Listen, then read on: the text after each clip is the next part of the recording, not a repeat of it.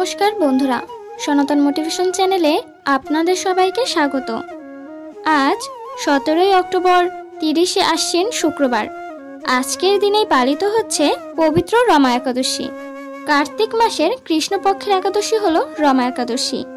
এই রমা একাদশী মহাপাপ নাশিনী, অর্থাৎ বিধি অনুসারে রমা একাদশী ব্রত পালনে সর্বপাপ ক্ষয় হয় এবং সুখ ও সৌভাগ্য প্রাপ্তি ঘটে। শুধু তাই নয়, যে ব্যক্তি রমা একাদশী ব্রত শ্রবণ করেন তিনি সর্বপাপ মুক্ত হয়ে বিষ্ণুলোকে পূজিত হন। আজকের দিনে অনেকেই হয়তো এই রমা একাদশী ব্রত পালন করছেন এবং যারা কোনো কারণবশত এই রমা একাদশী ব্রত পালন করতে পারছেন না, তারাও ভগবানের সম্মুখে একটি প্রদীপ প্রজ্বলন করে রমা একাদশীর ব্রত কথাটি শ্রবণ করতে পারেন। তাতেও এই ব্রতের পূর্ণ ফল অনেকাংশে লাভ করা সম্ভব। আশা করছি দর্শক বন্ধুরা ব্রত কথাটি শ্রবণ করে আপনাদের ভালো লাগবে।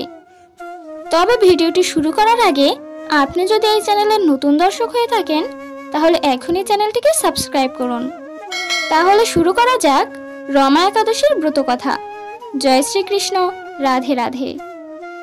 কার্তিক মাসের কৃষ্ণপক্ষিয়া রমা একাদশী ব্রত মাহাত্ম্য ব্রহ্ম বৈবর্ত পুরাণে যুধিষ্ঠির শ্রীকৃষ্ণ সংবাদে বর্ণিত আছে। কার্তিক মাসে যুধিষ্ঠির মহারাজ ভগবান শ্রীকৃষ্ণকে অনুরোধ করলেন, হে অচ্যুত, হে পরমেশ্বর, কার্তিক মাসের কৃষ্ণপক্ষের একাদশীর নাম কি? এই ব্রতের মাহাত্ম্য কি? ব্রত পালন বিধি বা কি এবং পূজ্য দেবতা কে? সেই বিষয়ে আমার কৌতূহল নিবারণ করুন।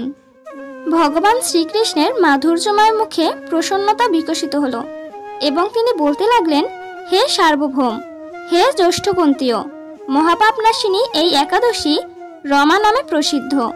এখন আমি এই ব্রত মাহাত্ম্য বর্ণনা করছি, আপনি তা মনোযোগ সহকারে শ্রবণ করুন। অতীতে মুচুকুন্দ নামে এক প্রসিদ্ধ তেজস্বী রাজা ছিলেন। দেবরাজ ইন্দ্র, যম, বরুণ ও ধনপতি কুবেরের সাথে তার বন্ধুত্ব ছিল। ভক্তশ্রেষ্ঠ বিভীষণের সাথেও তার অত্যন্ত সদ্ভাব ছিল। তিনি ছিলেন বিষ্ণু ভক্ত ও সত্য প্রতিজ্ঞ। ধর্ম অনুসারে তিনি রাজ্য শাসন করতেন। চন্দ্রভাগা নামে তার এক সুশ্রী কন্যা ছিল। চন্দ্রসেনের পুত্র শোভনের সাথে তার বিবাহ সম্পন্ন হয়। বিয়ে পরবর্তীতে শোভন একদিন শ্বশুর বাড়িতে আসে এবং দৈবক্রমে সেই দিন ছিল একাদশী তিথি। স্বামীকে দেখে পতিপরায়ণা চন্দ্রভাগা বেশ চিন্তিত হয়ে ভাবতে লাগলো, হে ভগবান, আমার স্বামী অত্যন্ত দুর্বল, তিনি ক্ষুধা একদম সহ্য করতে পারেন না। এখানে আমার পিতার শাসন খুবই কঠোর। দশমীর দিনে তিনি নাগরা বাজিয়ে রাজ্যে ইতিমধ্যে ঘোষণা করে দিয়েছেন যে একাদশী দিনে আহার নিষিদ্ধ। আমি এখন কি করি?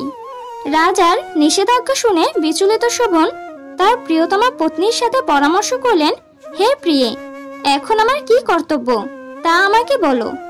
উত্তরে রাজকন্যা বলল, হে পতিদেব, আজ শুধু এই রাজপ্রাসাদে নয়, রাজ্যের কেউই আহার গ্রহণ করবে না। মানুষের কথা তো দূরে থাক, পশুরা পর্যন্ত অন্নজল মাত্র গ্রহণ করবে না।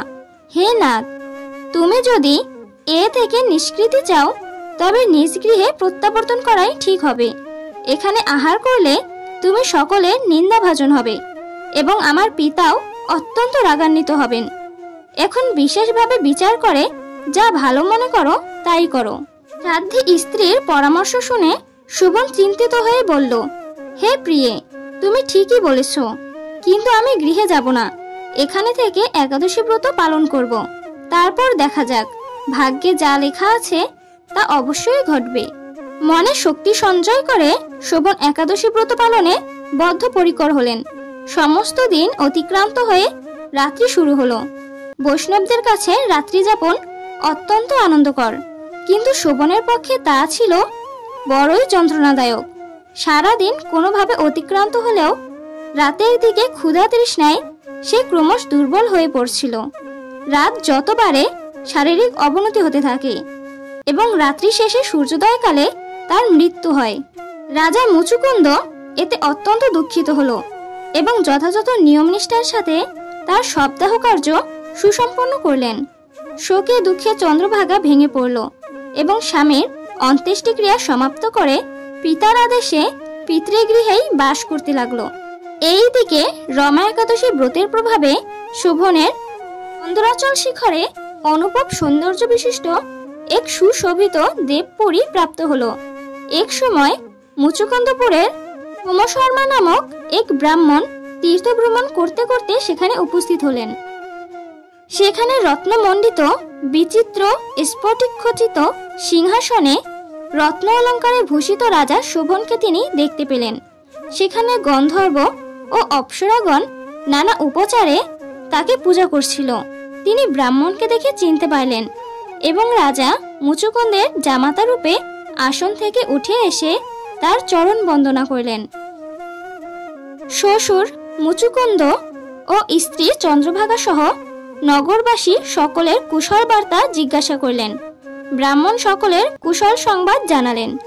সেই সঙ্গে তিনি জিজ্ঞাসা করলেন, এমন বিচিত্র মনোরম স্থান কেউ কখনো দেখেনি। আপনি কিভাবে এই স্থান প্রাপ্ত করলেন তা সবিস্তারে আমাকে বর্ণনা করুন। শোভন ব্রাহ্মণকে আসনে বসতে দিয়ে নিজ স্থান অধিকার করলেন এবং সমস্ত ঘটনাটি বলতে শুরু করলেন। কার্তিক মাসের কৃষ্ণপক্ষিয়া রমা একাদশীর সর্বব্রতের মধ্যে শ্রেষ্ঠ।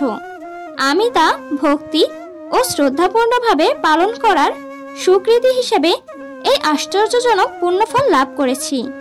আপনি কৃপা করে চন্দ্রভাগাকে এই সমস্ত ঘটনা জানাবেন।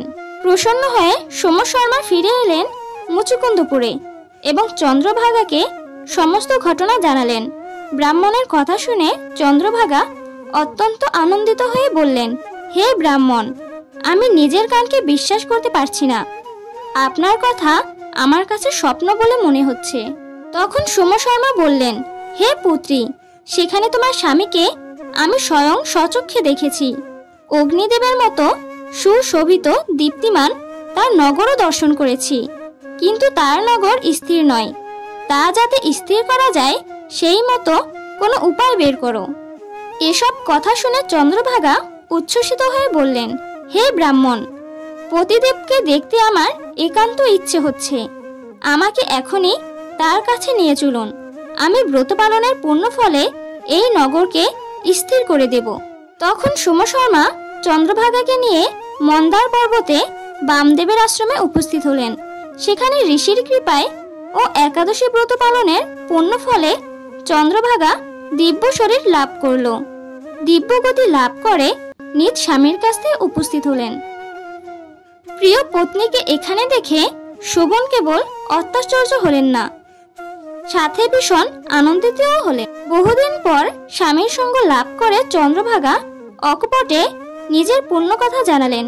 হে প্রিয়, আজ থেকে 8 বছর আগে আমি যখন পিতৃগৃহে ছিলাম তখন থেকেই এই রমা একাদশী ব্রতনিষ্ঠা সহকারে পালন করতাম।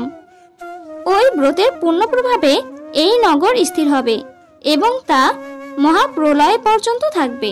ভগবান শ্রীকৃষ্ণ বললেন, হে রাজন, মন্দরাচল পর্বতের শিখরে শোভন ও স্ত্রী চন্দ্রভাগা দিব্য সুখে জীবন অতিবাহিত করতে লাগলেন।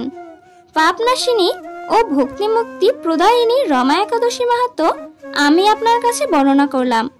যিনি এই একাদশী ব্রত শ্রবণ করবেন তিনি সর্বপাপ মুক্ত হয়ে বিষ্ণুলোকে পূজিত হবেন।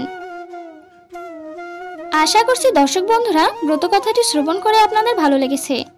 ভিডিওটি ভালো লাগলে অবশ্যই একটি লাইক করবেন এবং আপনি যদি এখনো এই চ্যানেলটিকে সাবস্ক্রাইব না করে থাকেন তাহলে এখনই চ্যানেলটিকে সাবস্ক্রাইব করুন। ধন্যবাদ। হরে কৃষ্ণ।